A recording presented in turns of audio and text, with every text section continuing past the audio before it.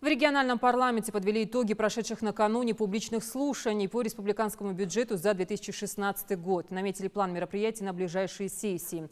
Спикер парламента предложил депутатам принять участие в празднике «Последний звонок», который пройдет во всех школах страны. Обсудили на встрече и законодательную инициативу главы региона о запрете на продажу алкоголя в священный месяц Рамадан, а также на праздники Мархаш, День защиты детей 1 июня и День знаний. Нарушителю грозит административное наказание и штраф в размере от 5 до 50 тысяч рублей. Депутаты поддержали инициативу. Окончательное решение, по которой будет принято в четверг.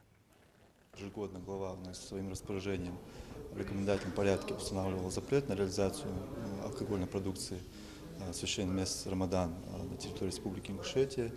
Но это носило рекомендательный характер, и мера ответственности, административной ответственности не была установлена.